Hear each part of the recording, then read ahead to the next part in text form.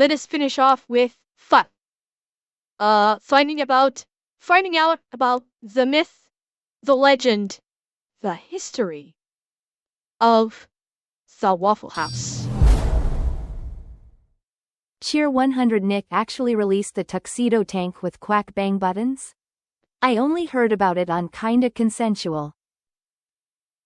I saw him wearing this on Unsub. I watched the latest Unsub and I saw him, I think he was wearing it on Unsub. Yeah. Okay, chat. Let's find out about Waffle House. Okay, I'm just going to be honest with you. I actually debated on which channel I was going to upload this video on because on one hand, we're going over a business and the business model that it has. But on the other hand, this restaurant is basically the Roman Colosseum of the South. And I'm pretty sure if you eat there enough, you actually get a deployment patch from the US military. Regardless, I wore my snazziest tank top for the occasion. Cheer 100.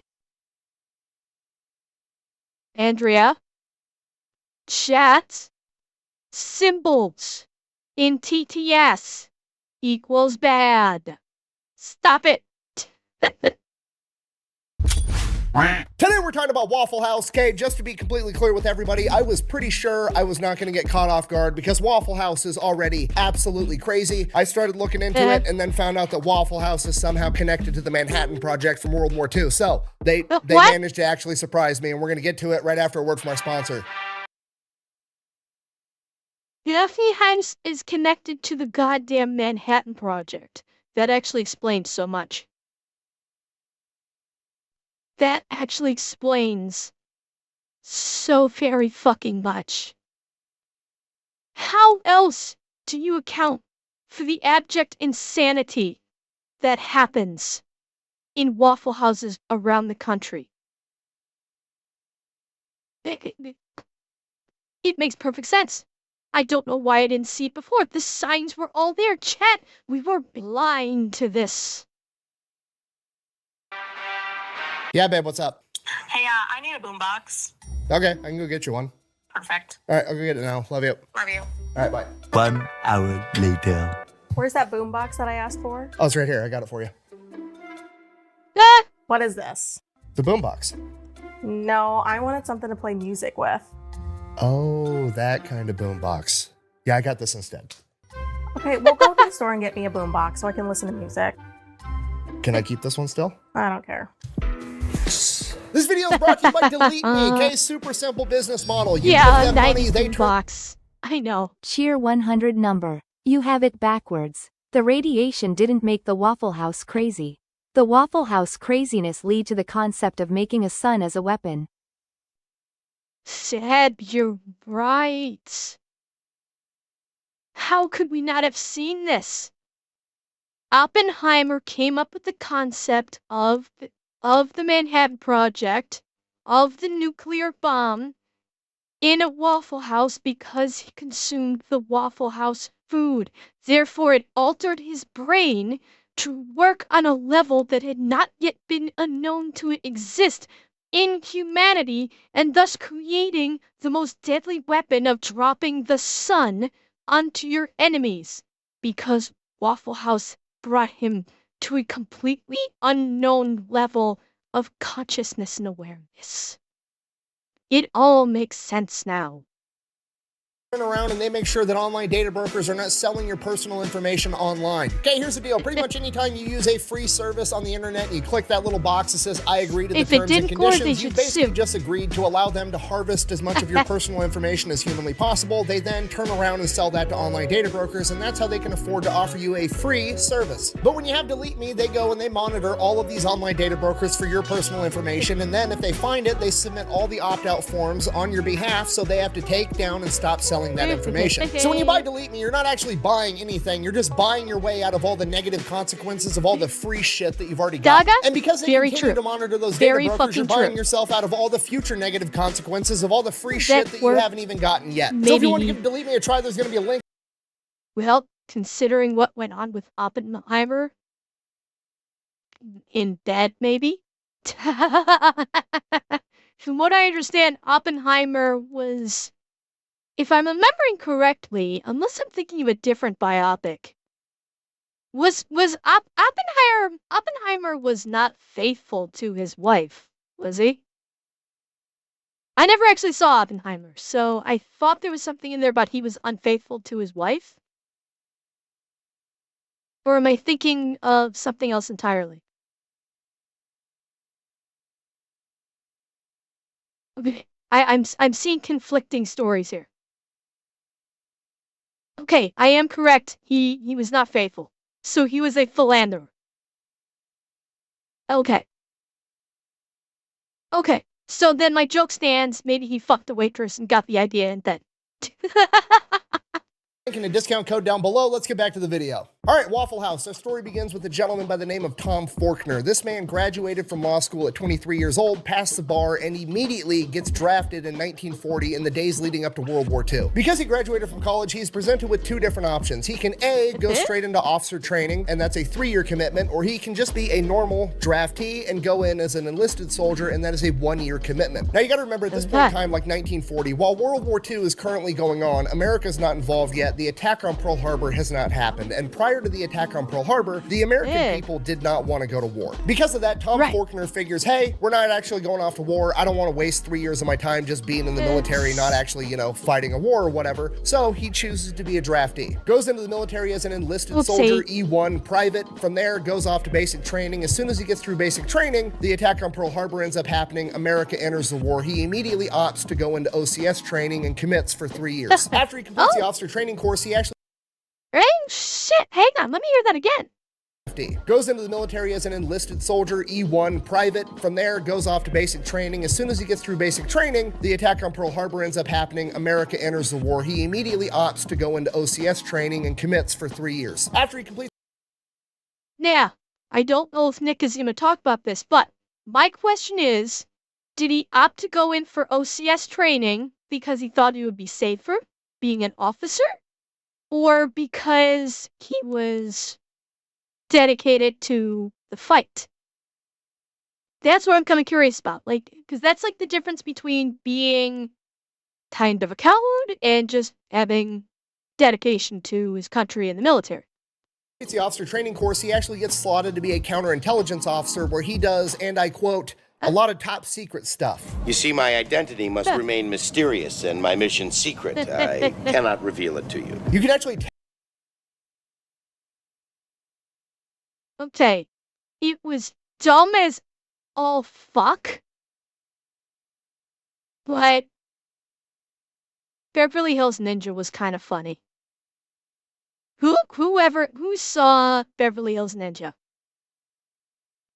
Yeah, I do too. He was really wacky, and this movie was, it had some funny moments. It did. Yeah, it was fun where you had a grotesquely overweight ninja, and in the end he actually did kick ass. So He must remain mysterious and my mission secret. I cannot reveal it to you. You can actually tell in the interviews that he gave later on in his life, like in his 70s, 80s, and 90s, that he's still not sure what he is and what he isn't allowed to talk about. But he did end up telling us that basically it was his job to try to sneak onto military. Well, yeah. Felton, if you're talking about Chris Farley, yeah, he had some very, very, very serious drug problems, which is what caused the end of his life. Yeah, he liked the nose candy. And in fact, Robin Williams actually partied with Chris Farley the morning of the last day of his life. The morning Chris Farley died, Robin Williams actually partied. And you know what that's code for? With him in the morning. And that evening, he got the phone call that Chris was gone. So yeah. Bases, not as military personnel. So he would basically disguise himself as like a painter or a carpenter or whatever and try to infiltrate a US military base to expose weaknesses within the system to help counteract enemy spies. So he does that for a couple of years, and then one day he ends up getting orders like, hey, you're going to Knoxville, Tennessee. And he's like, okay, for what? And they're like, don't fucking worry about it, just show up. So he shows up in Tennessee and he's given. Is he going to try to break into fucking Fort Knox? The military base, I mean. Are they actually gonna try and get him to break into Fort fucking Knox? That will don't worry about it. Big dog, shut up. his orders, and those orders, I'm paraphrasing here, but they're essentially, hey, here's your partner. You two are going to hop in that truck and you are going to drive it from Knoxville, Tennessee to Los Alamos, New Mexico. You guys are going to dress in plain clothes. You're not going to look at what's inside the truck. You're not going to talk about what's inside the truck. You're going to take this map and take that exact route. This route avoids every major city and every major highway. You are going to drive straight there 53 hours straight, taking turns sleeping in the passenger seat and not stopping for any reason whatsoever. And he does this for the next year and a half, pretty much non-stop, and then like 20-30 years after the fact, he finds out that he was actually hauling the majority of the enriched uranium for all of the nuclear testing and the building of nuclear weapons, which, as we all know, brings about the end of World War II, at which point he gets out of the military, moves back home to Atlanta, Georgia, starts helping his dad. Okay, so this is where the Manhattan Project thing comes into play. He was hauling the enriched uranium for that.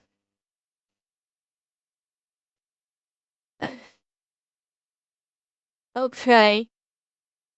Like that, don't stop for anything? I'm sorry, like, I have to assume you had to stop for gas. I'm gonna hazard a yes and say that don't stop for anything was like don't stop for meals or any prolonged, like you could stop for gas and that's it. Because a truck's not gonna be able to run 52 hours straight without gas, right? I'm not crazy. Am I nitpicking this a little bit? I feel like I'm nitpicking this a little bit. I should move on. Dad out with his real estate agency. Now he does that for about 10 years, and during this time he ends up selling the house. Dad, end of World War II, at which point he gets out of the military, moves back home to Atlanta, Georgia, starts helping his dad out with his real estate agency. Now he does that for about 10 years, and during this time he ends up selling the house right next door to his to another guy by the name of Joe Rogers, and they pretty much become best friends. Joe Rogers was also an Army veteran. He was actually a pilot that flew B-24s in World War II. When Joe got back home after the war, he did not want to go off to college, so he actually just took the first job that he was offered, being a short order cook at a now defunct restaurant chain known as Waffle House. He worked his way up, becoming a restaurant manager, then eventually becoming a regional manager. And then one day his neighbor and best friend, Tom Faulkner, real estate agent, always looking for the next investment, comes to him and is like, hey, I'm thinking about opening up my own restaurant. I can get the real estate deal going on that side. I just wanted to know, like, if I opened up and bought a franchise of Waffle House, would you be willing to run it for me? Now at this point, it's like 1954, 1955. Joe Rogers has a ton of experience inside the restaurant industry, and he basically tells his best friend, like, hey, don't open a Waffle House. You should start your own thing. Waffle House's business model isn't that great. If you start your own restaurant, I will help you run it. He then goes off on vacation. Yeah, big dog. Apparently, Waffle House. I'd never heard of them before. And this was a franchise, apparently. I'm never heard of them before in my life. This is the first time I've ever heard of this franchise. Oop, shoot. Business model isn't that great. If you start your own restaurant, I will help you run it. He then goes off on vacation with his family, and by the time he comes back, Tom Faulkner has already bought the real estate and comes to Rogers and is like, cool, what's the business we're starting? Where's Pancake's house? What? We stop at Pancake's house. And within the span of like 6 months, the very first of what is now the legendary restaurant chain of Waffle House opens. And Waffle House is legendary, probably for all the wrong reasons. I mean, even if you've never been to a Waffle House, you've heard about Waffle House because, well, I mean, Kid Rock got in a fight there. You've got Haley Booth. Wait, fucking Kid Rock got into a fight at a Waffle House? Really? I had no idea. Awesome. Like, I think I first heard about Waffle House when the first time I ever heard about Waffle Houses is, well, okay, big dog, I never watch MTV, so. No, this is rough. I don't watch MTV. I don't keep track of rock stars. I don't fucking care. I listen to their music and that's it. Like, I know about Waffle House because I first heard about Waffle House when I watched a, which one was it? Fuck, what the hell is it called? The four-man show with Jeff Foxworthy and Bill Engvall and Larry the Cable Guy. What was their show? Blue Collar Comedy Tour. Yeah, Blue Collar Comedy Tour. The first one. The first Blue Collar Comedy Tour. I know on their video, like like with the Blue Collar Comedy Tour, they intersperse it between each of their acts. They interspersed it with video footage of the four of them just going out and about. Like, I think they went to like a Spencer's Gifts, and Bill bought like a fart machine, a remote controlled fart machine, and they were walking around the mall with Larry holding the speaker, and Bill was triggering the fart machine. Well, the end of the first Blue Collar Comedy Tour actually had all four of them, I think like their crew too, all like after leaving the concert, going and having breakfast at a Waffle House. And that's the first time I ever heard of Waffle House. I have never actually been to a Waffle House before. I've always been to IHOP. Like where I used to live, it was always IHOP or Denny's. I never actually had a Waffle House near where I lived. So I never had the opportunity to dine in a Waffle House. So I unfortunately I have not had my Waffle House trial by fire. I am sorry. In a fight there, you've got Haley Booth, the viral Waffle House cook known as the last chairbender. I remember seeing this video. They threw a chair at her and she caught it and just looked at the guy like, motherfucker, we doing this? I remember this video. There, you've got Haley Booth, the viral Waffle House cook known as the last chairbender. There's entire subreddits and YouTube channels almost exclusively dedicated to all the fights that break out at Waffle House. I remember the first time I went to a Waffle House. Yes, I stretched first, I grabbed a GoPro, I was ready to yell World Star, nothing exciting happened. I just had delicious breakfast at like 3 o'clock in the morning, which is probably 99% of people's experiences because despite all of the negative PR, Waffle House makes a ton of money and has an incredible business model. Okay, Waffle House had about $1.4 billion in revenue last year, which is about $650,000 per location. Wait, how much total? Waffle House makes a ton of money and has an incredible business model. Okay, Waffle House had about $1.4 billion in revenue last year, which is about $650,000 per location. And when you take into consideration that each Waffle House is absolutely tiny, that's really impressive. Out of their 2,100 tiny Waffle House locations, their yearly stats are 58 million cups of coffee, 124 million waffles, 153 million servings of hash browns, 272 million eggs, which is about 2% of all the eggs consumed in the United States of America. Wait, Kaibo, Chick-fil-A started as a menu item in Waffle House? Really? Like the Chick-fil-A sandwich? Is that what you're talking about? No, I wonder if Nick's gonna mention this. Considering Nick talked about Chick-fil-A, he's got to mention this. He absolutely has to mention this. And 85 million strips of bacon. Yes, I did the math. That is about 8,000 miles worth of bacon. I worry what you just heard was, give me a lot of bacon and eggs. What I said was, give me all the bacon and eggs you have. So Waffle House is obviously doing something right. Based. That is the correct way to address that miscommunication in a Waffle House. Right, what exactly are they doing? Well, it all comes down to their business model and their branding. Now, with the Waffle House branding, all the negative PR about fights always breaking out at Waffle House, in a way, has actually helped them out a ton because Waffle House, by and large, is pretty much a regional chain. It's primarily down in the South, yet... Oh, well, that would make sense why I never went to a Waffle House. There are not anywhere near the Chicago and Chicagoland area. I would have had to have driven all the way down to fucking St. Louis to get to a Waffle House, or Cincinnati. Cincinnati and St. Louis are the closest ones, so no wonder I never saw one. Yeah, because they're going to bring a Waffle House into Canada. Waffle House has become a household name pretty much everywhere in America. You could have never even seen a Waffle House, and you already know Waffle House is open 365 days a year, 24 hours a day, and they serve breakfast. Why do you know they serve breakfast? Because their name is fucking Waffle House. I mean, look at this sign. You're driving down the road, you see that, you know everything you need to know. They sell breakfast. The end. Do that with another breakfast place. If you're not from there and you don't know what a Denny's or a Perkins or an IHOP is, you have no idea. It's just a restaurant, maybe. Waffle House, they're selling waffles, which means there's like a 99% chance. Oh, Geronimo's? You stick one in Newfoundland? Holy fuck, there'd be drunken fights every night.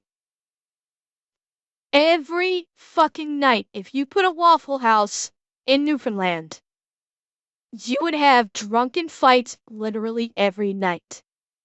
Okay? Karen fucking teed. Cause let me tell you something. Drinking is the provincial pastime in that place.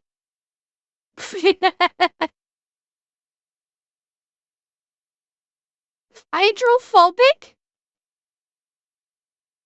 Me? I would think, well, fuck, I think Waffle House, I think IHOP. My brain goes breakfast. 100%. No, DJ, it's not that Waffle House serves booze. It's that the people that would be frequenting Waffle House late at night would be just coming out of the bar and they're drunk off their ass. That's what I'm talking about. Okay, that's exactly what I'm talking about.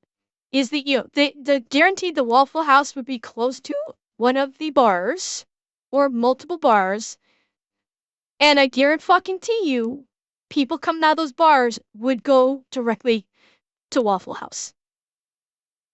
They sell other breakfast food. Fucking sold. I'm in. So already, the branding is absolutely incredible, but here's the true genius of it. Why did they call Oh. You're unfamiliar with the hydrophobic. Yes, it is not just an American thing. It is a North American thing. Because it's in Canada too. Like, waffles is a pretty common breakfast staple. Don't go Indeed. to IHOP, believe me, I used to work at one. You know what? The IHOPs, when I was still in the States, the IHOP that I went to was fine. I honestly have no complaints about the IHOP that I frequented. It was perfectly fine. I had no problem. Now, granted, this was some time ago. Things may have changed. So, no shadows, they're related to the Irish. Need I say more? I'm trying to think what breakfast chain would be in Canada. That is a good question. I'm not sure. I'm honestly not sure. One that's like 24 hours? I don't know. Well, see, Tim Hortons is more fast food. It's not really a sit-down dining restaurant like Waffle House. So, yeah, but that's not throughout all of Canada, Grumpy. I'm honestly not sure if Canada has a national, like, breakfast, 24-hour breakfast restaurant. Off the top of my head, I cannot think of one. But again, I've not sought one out.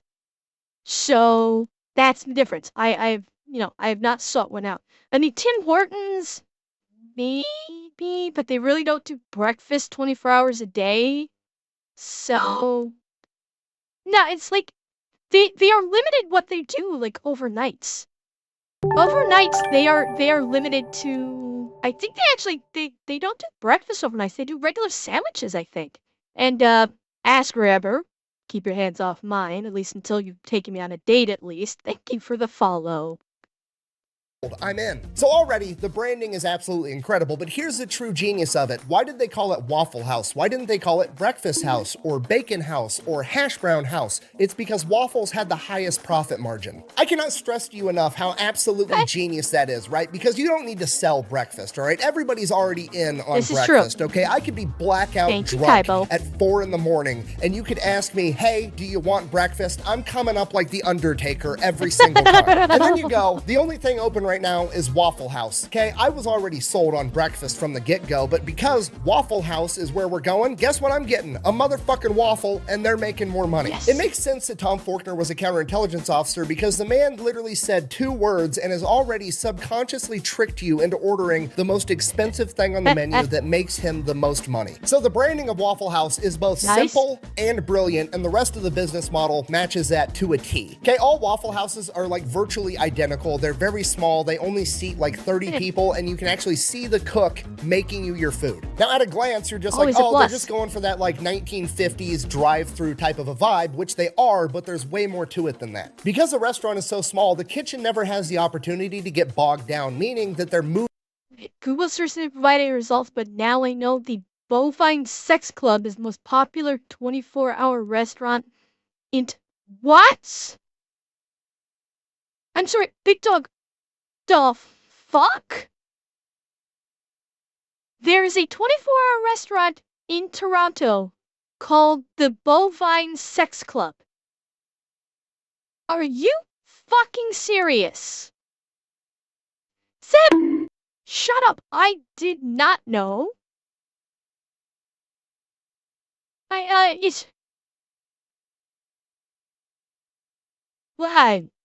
I did not. I have been to Toronto once, maybe twice.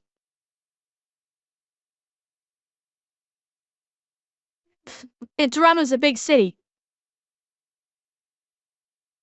Although I will admit, I am intrigued.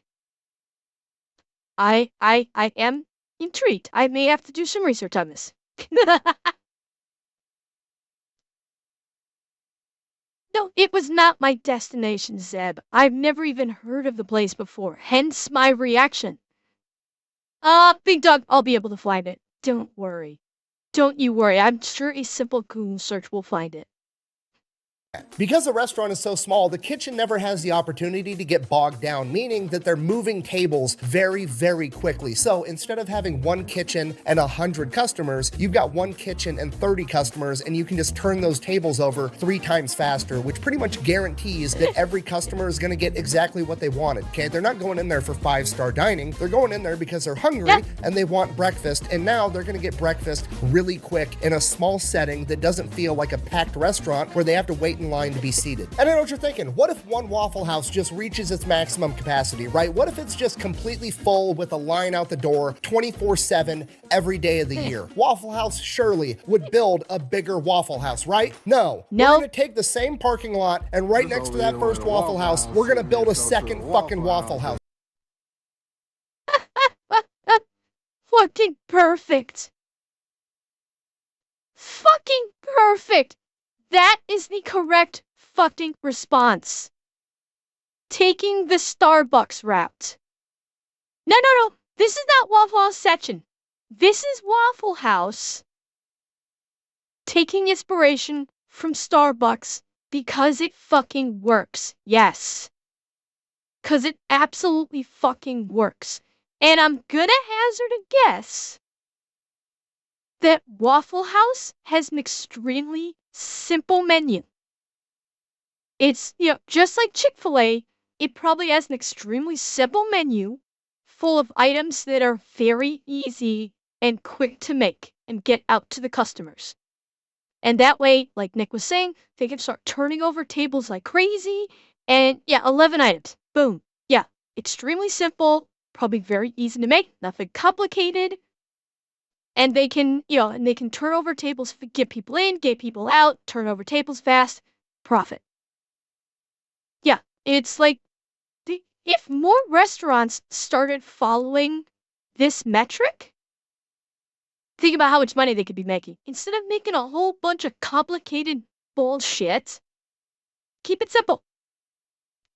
People go to restaurants, typically speaking, for 1 to 3 very specific food items. With any given restaurant, they are like sit-down restaurants. They are going for literally a small handful of very specific items. And the majority, like these sit-down restaurants that have these complicated menus, 9 times out of 10, the majority of the menu items are forgotten about. And they just sit there and they take up space and maybe take up product that are needed specifically for those items, whereas this very small handful of items that this restaurant is known for is what always gets ordered. And so, yes, like you guys been saying, we've heard this before, the KISS method, keep it simple, stupid. Just find out what you do best, what customers like the best, and run with it. And just fucking run with that, and keep your menu small, simple, and fast, and profit. Fucking Waffle House, okay? The plan is working, and if it's not broke, don't fix it. Which is one of those things that seems dumb, but is actually brilliant. So obviously, speed is key to this business model, and they've done themselves a big favor with their menu because their menu is overwhelmingly simple, okay? It's literally one side of one piece of paper. Okay, the entire menu is comprised of like... Here we go. Let me move you guys and move me. Hang on. I want it so we can get a good look at this legendary menu. All right. So we've got Waffle House coffee, OJ, hash browns. So you got waffle or pecan waffle with peanut butter chocolate chips for 25 cents each. Breakfast, 2-egg breakfast, cheese and eggs, steak and eggs, sausage, egg and cheese, hash brown bowl. Texas bacon or sausage, egg cheese nut. Add an extra egg for only 40 cents. Not bad. Side, bacon, sausage, city ham, country ham, B&G. Lovely. Hash browns. Smothered, covered, chunk, diced, pepper, cap, top, country. Simple. Kids meal. Waffle with bacon. 1-egg breakfast. Cheeseburger. Grilled cheese. That's it. And here it is. Like, everything you see pictured here is right here.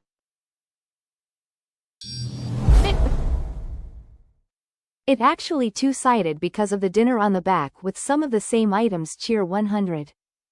Is it? Okay, Rebin.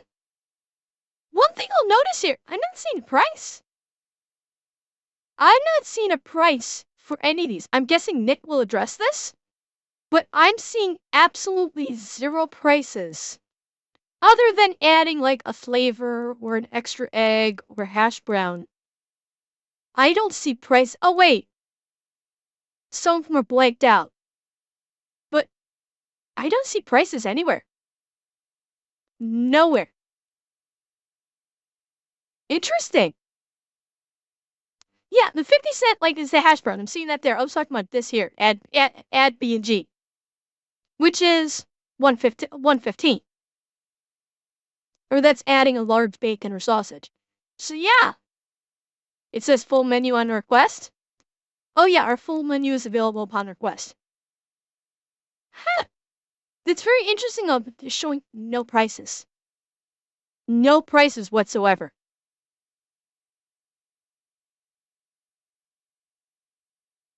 Are they pretty good? I'm guessing Nick will probably address the lack of pricing on the menu. But it's the first time I've seen a menu that doesn't show any pricing from a inexpensive restaurant. Oh, that could be Big Dog. That absolutely could be. 10 things. They have waffles, sausage, bacon, ham, eggs, toast, biscuits, gravy, butter, and syrup. Guess how many flavors of syrup they have? 1. It's fucking syrup-flavored syrup. The entire menu is simple, exactly how it's supposed to be. Oh, sorry, they have hash browns too. Sorry, 11 things, not 10. Anyways, moving on. Another reason they do so good is they actually might be the best fast food chain when it comes to taking care of their employees. They pay them higher than average, they have super flexible schedules, and they're one of, if not the only fast food chain that actually offers all their employees healthcare and dental insurance. Okay, and I know what you're thinking. That right there is fucking awesome. That stands out to me more than any. What you know what's gonna stand out to me for a restaurant more than anything else? How you treat the fucking employees. Like paying above average wages, full insurance coverage, particularly the dental. Yeah, that's fantastic. And honestly, based on what Nick has been talking about with these guys with the restaurant so far, I actually fully expected that. I was fully expecting him to say that they treat the employees fantastic, that they're paid well, that they have good benefits. Yeah. Thinking you're like, okay, but really, how good are they actually treating the Waffle House employees? I got the one stat that's everything you need to know, okay? Waffle House treats their employees so well that employees are willing to commute into a natural disaster to work at a different Waffle House when the occasion arises. Yeah, Waffle House is open 24 hours a day, 365 days a year, and they fucking mean it, okay? Whenever there's like a hurricane coming or some type of impending natural disaster, Waffle House organizes what they call a jump team, a bunch of Waffle House employees from a different region that's going to be unaffected because they know that their local employees are going to be busy taking care of their own family and their own houses during a hurricane. So they bring in teams from outside the region to work inside of a natural fucking disaster, and they're willing to do it. I never said. They have their own spec ops teams. They literally have natural disaster spec ops teams. And Revan, that was where I was going next. Yeah, Waffle House does organization for emergency relief better than fucking FEMA. Think about that. The people running Waffle House have better disaster organizational relief and compassion than fucking FEMA.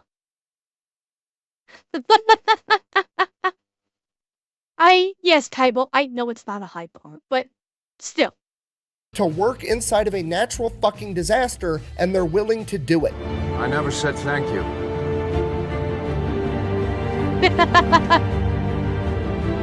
And you'll never have to. Okay, McDonald's can barely get their employees to show up on a good day, and Waffle House has employees volunteering to commute into a fucking hurricane to make breakfast. And this is the most impressive part of the business because Waffle House has the best logistics and preparedness of any company I've ever seen ever. The only entity that beats them in logistical capacity is the United States military. Waffle House is literally ready for absolutely anything. Every single Waffle House has the playbook inside of it that details exactly how the staff is supposed to handle literally any type of emergency or situation that could possibly arise. And if for some reason the situation comes across that isn't in that playbook, after it happens, they immediately add it to the playbook. It covers tornadoes, hurricanes, floods, a hole in the roof from a branch falling, a car driving into the restaurant. You can drive a car into Waffle House and they're still planning on staying open. The playbook even has Okay. Considering that it was a former military officer working in intelligence whose job was initially to try and break into military bases, this honestly makes sense.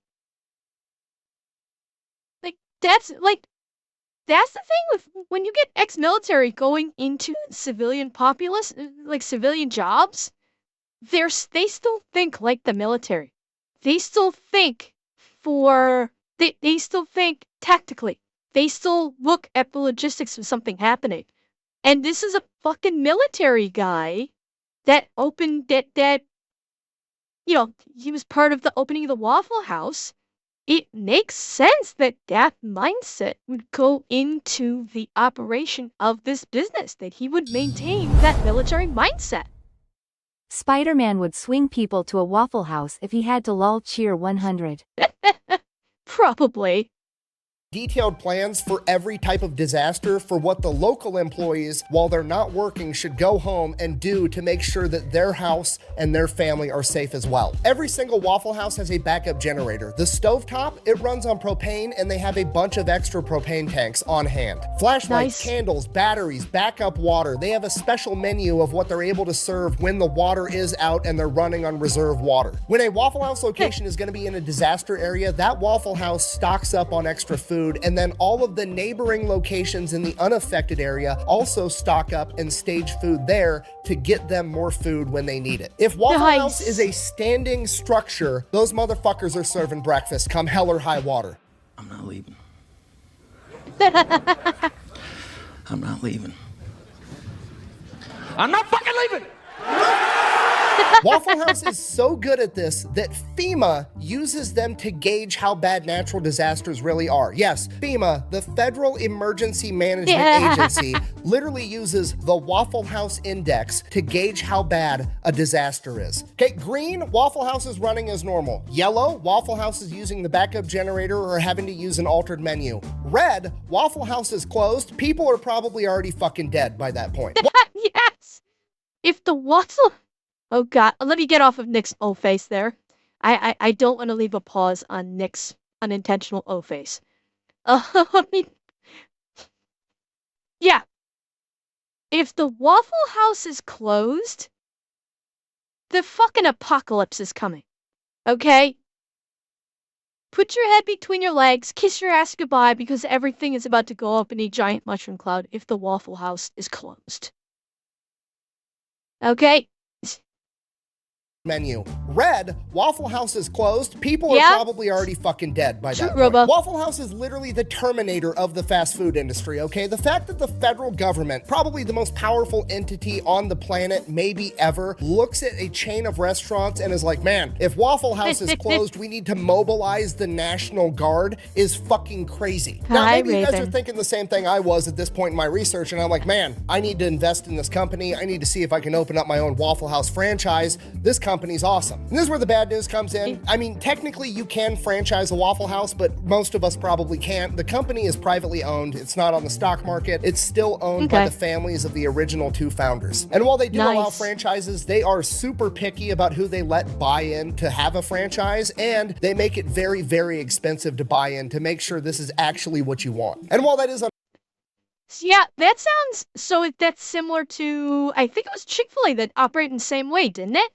Like, Chick-fil-A was extremely selective on whom they would allow to open one of their franchises. So it's and you guys said that Chick-fil-A used to be on the menu of Waffle House. I'm wondering if the Chick-fil-A got the If you tell a concept from Florida them. man that the local Waffle House is closed, you will see the only time they panic and will pack their things and flee. Yeah, well, probably. I mean, yeah. People that normally are unflappable, if you tell them the Waffle House is closed, they will fucking panic. They will lose their shit and try and get as far away from that area as possible if you tell them the Waffle House is closed. unfortunate, I think. Employees treated right? Family owned, no shareholders. Maybe that's not a coincidence. Cheer Yard 100. dog. It is not at all a coincidence. It's... yeah.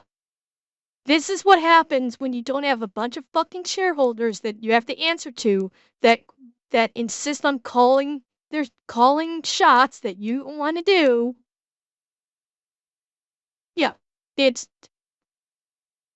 is why private businesses usually end up succeeding better. The ones that can stick it out, private businesses tend to succeed better than, in respect to profitability and, a positive view by the public. When you're not answering to a shit ton of shareholders and have to promise shareholders profits all the goddamn time, you can focus on the business being good. very expensive to buy in to make sure this is actually what you want. And while that is unfortunate, I think it's actually kind of awesome. It's a company that actually has morals and cares about their image more than they care about next quarter's profits, okay? It's a company that has committed themselves to making breakfast under any circumstances, and they're gonna see that through till the very end, even though they could probably make way more money by just selling franchises and letting whoever the fuck throw up a Waffle House. And now for the fairy tale ending, Joe and Tom worked together as best friends for 62 years to build Waffle House into what it is today. They both passed away at the ages of 97 and 98, and now Waffle House and their legacy lives on as that company is still being operated by their kids, and that is the American dream. Get together with one of your best friends, pick a goal, even if it's something as simple as serving breakfast to people, and never let anything get in between you and achieving your goal, even hurricanes and floods and natural disasters, apparently. Work with your best buddy for 62 years straight, and then die together and hand it off to your kids. In conclusion, Waffle House is the most American company ever, and that's why I love it. Thank you for watching. Best way to support the channel is go buy some merch over at thefatelectrician.com. Quack bang out. Just two homies that dedicated their life to serving my drunk ass breakfast at 3 a.m. I'm gonna get teary-eyed next time I go to a Waffle House. Conspiracy theory. Waffle House was started by veterans, so that would explain why they are shaped like U.S. Army field messes. Cheer 100. Ah, interesting idea, Revan. Or they took the inspiration for this small seating from Army messes. Get them in, get them fed, get them out. It makes sense. That absolutely makes sense. Yeah.